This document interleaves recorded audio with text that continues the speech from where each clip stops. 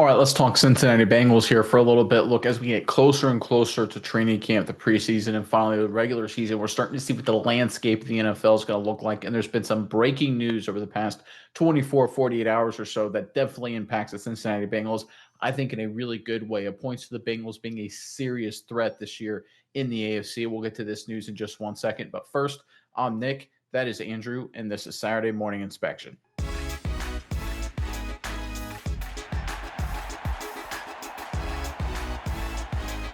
All right, for anyone who hasn't been keeping up with the latest news, the biggest news in the NFL space over the past day or so, it is not directly with the Cincinnati Bengals, but it certainly affects them. Let's go ahead and pull up the report here just to remind everyone what happened. This, of course, involved a big-time trade between the Pittsburgh Steelers, obviously AFC North rival, and the Miami Dolphins. This is courtesy of Spot Track. The Steelers acquired, of course, Jalen Ramsey and Jonnu Smith, plus a seventh-round pick, and the Dolphins got Minkah Fitzpatrick. I won't bore you with all the details because we're talking about the Bengals here. And why does this matter? And I think the big takeaway here is you have to remember that the Pittsburgh Steelers, obviously a big rival in the AFC North, heading into a must-win season. They are all in with Aaron Rodgers. They now traded for Jalen Ramsey. They traded for Jonnu Smith. Earlier this offseason, they added another veteran corner in Darius Slay. And it's very clear when you look at these moves by the Pittsburgh Steelers, they're absolutely terrified of what the Cincinnati Bengals will be, certainly Joe Burrow in this offense in 2025. In fact, let's go ahead and jump into our first graphic here to highlight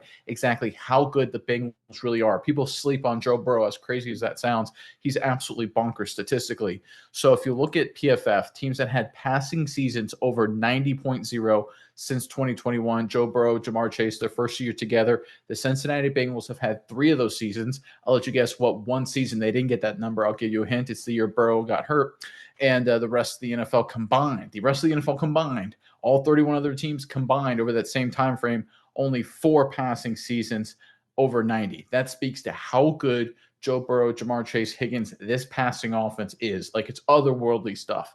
People look at Josh Allen, Lamar Jackson, and Jalen Hurts, all these big-name quarterbacks, and obviously Patrick Mahomes, obviously, and they say, oh, these guys are awesome. They're MVP caliber guys, and I'm not taking anything away from them. But when you look at what Joe Burrow has done over the past 4 or 5 years at this point, it's clear to me, and it should be clear to everyone, that when he's on this Bengals team, like he said so many times before, they are a serious threat. They are in their championship window, and the Pittsburgh Steelers clearly recognize that. They are absolutely terrified of the Cincinnati Bengals because they see these numbers, they see the performance, they deal with them twice a year. They know how special this Bengals team can be, and almost more importantly, they recognize, the competition recognizes exactly how much the 2024 season was an anomaly, in the fact that Bengals did make it to the postseason and make a serious run. Let's pull up our next graphic here to highlight what I'm talking about. So these are passing seasons over 90 the last 10 years, going back, of course, 10 years ago. And you can see there's 17 teams that made the playoffs, and only 2 teams that had a passing grade over 90 that missed the playoffs. One of them was Cincinnati. So again, the Bengals accomplished something that has only been done one other time over the past 10 years, had a passing grade over 90 for a season and missed the postseason. That obviously is an anomaly. Ain't going to happen again, folks. In fact, if you go to our next graphic here, there's only one team that's missed the playoffs since having a passing grade season of 90 or better since 2021, and you guessed it, that was the Cincinnati Bengals last year. Not going to happen again, right? Statistical anomalies are statistical anomalies. There's a reason why, weird things happen every game. Sometimes weird things happen every season. A team that's really good misses the playoffs because they lose some close games, have some defensive issues, whatever it may be, right? Those are one-offs. It happens, right? Just like the same way a random team that isn't supposed to be very good, suddenly they win 14, 15 games. Like, where'd that come from? It's an anomaly. Things happen. What isn't anomalous is how great Joe Burrow is, how great this offense is, how great Jamar Chase is, how great they are together. And teams like the Pittsburgh Steelers, they recognize, oh my gosh, there is a very good chance we finish third in our division behind Baltimore and this Cincinnati high-powered Joe Burrow offense. We've got to do something, even if it's a bad trade at this point. And if anyone looks at what the Steelers social media is saying, everyone's so disappointed. They feel like they got robbed. They feel like they got devastated in Pittsburgh. They feel like this was a disaster trade for them. If you talk to Steelers fans right now, they think they're all in with like Jack high, if you use a poker analogy. They're not in good shape, and that's because they've had to make moves strictly due to the fact they are terrified of Cincinnati. They're terrified of Joe Burrow. They're terrified of this offense. And guess what? Based on the data, they should be. All right, Miles, I'm curious what your thoughts are on all this. I know you got a few unique insights, but first, Bengals fans in the comment section below, we're talking a little bit about the competition today. So I'm going to throw a little bit of a curveball at you.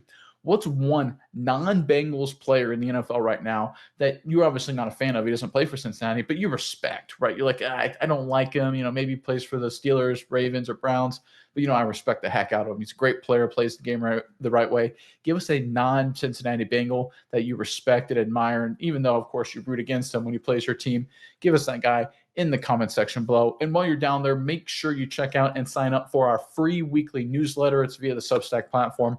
100% free. Got a lot of extra content, a lot of extra stuff for you guys. Make sure you sign up. Again, there's a link in the description as well. But Mize, enough from me. Over to you. What are your thoughts on this latest update involving Cincinnati? Yeah, Nick, I think it's really that when you bring it up, it is apparent that teams are scrambling. Teams really, once the Bengals got these deals knocked out and once this team in, they've also, added some additions to the offensive line. They drafted Fairchild. He's going to slot in at guard. I think that's going to help the team overall as well. People are nervous. They really are doing it. It's not just the Pittsburgh Steelers. You look at what the Baltimore Ravens did as well. Go and get Jair Alexander. They draft Malachi Starks as a safety in the draft. So 2 bites of the apple in upgrading the secondary for Baltimore. 2 big bites at that with using a first-round pick as well and getting Jair Alexander, a great corner. The people are looking, they're really going out of their way to saying, hey, we got to lock down this Bengals team. This Bengals team is going to be a problem. Now, I understand, and I think Bengals fans will agree, there are still holes on the team. There are things that need to be buttoned up. But the fact that, like you said, when Joe Burrow is healthy with these 2 receivers in tow, and I'd say Yoshi Voss is in there as well. He's doing good things. I think Bengals fans are high on him, and I think you're right to be as well. This team is dangerous. The offense, that they're already dangerous. If they can get everything together on the defensive side of the ball, we talked about Demetrius Knight Jr. in some other videos. Really, really like him. We think he's going to be a good addition to that linebacking core. Just overall for the Bengals, really good stuff going on. And it is nice to be a team. This happened a few years ago when the Ravens drafted Lamar Jackson. Just talk about people in this division. People started, drafting players, shifting focus, trying to, angle their defense to try to stop that offense. Now it's the Bengals' turn. The Bengals have got a long-term successful plan laid out for the next few years with Joe Burrow, with Higgins, with Chase, and everyone is trying to angle their defense to stop the Bengals. It's nice to be the team that everybody is trying to work against. It kind of sucks because everyone's trying to work against you, game plan for you, but you did something right when people are saying, okay, this isn't good. We need to figure this out, and we need to really angle our team around the Cincinnati Bengals and what they have going on the offensive side of the ball. I think it's a really good sign for the Bengals. And I think, like your data and your charts point out, last year was an anomaly. This is a team that should and will make the playoffs, and they are good enough to do so. So we're seeing it. Everyone's talking about it. Everyone's making adjustments for it. I think the Bengals are set up to have another big year this year. Yeah, you're 100% correct. I agree with everything you said there. And look, this is what happens. And I truly believe this happens, whether it's in sports, business, or whatever facet of life here, is that when you are facing greatness, when you are facing elite competition, that's what Joe Burrow is. You get desperate, right? And the Pittsburgh Steelers, I think, were desperate here. They looked around and they had Aaron Rodgers. Okay, they traded for DK Metcalf. Okay, they're going all in to get their first playoff win since 2016. And they sat here at the end of June and they looked around and were like, we're the 3rd best team in our division. We're going all in, and our best hope is to win 9-10 games and be the 7th seed.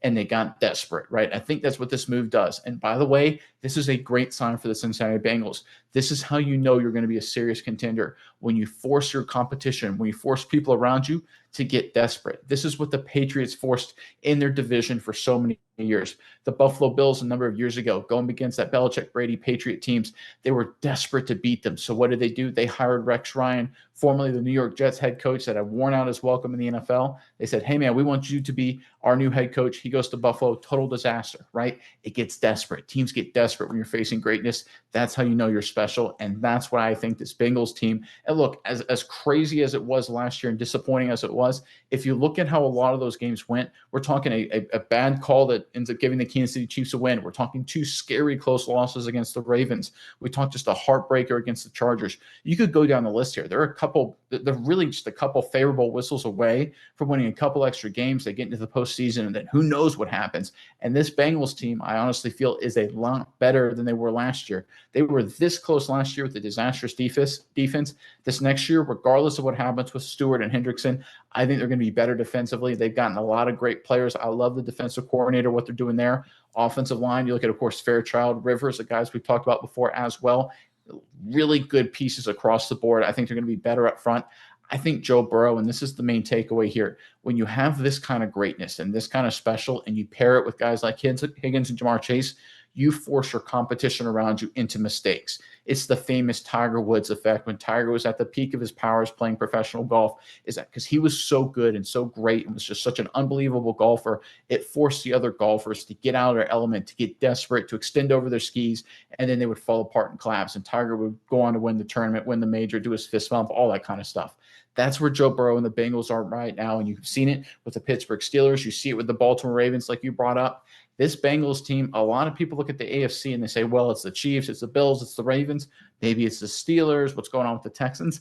This Bengals team across the board here. Now, again, we got to see what the coaches look like come fall. I mean, we have to put that out there. And of course, the Hendrickson Stewart situation, it's a serious overhang. But if you just look at the offense and you just look at Joe Burrow and you look how other teams are reacting, that's a big tell. This is a serious, serious threat to win the AFC.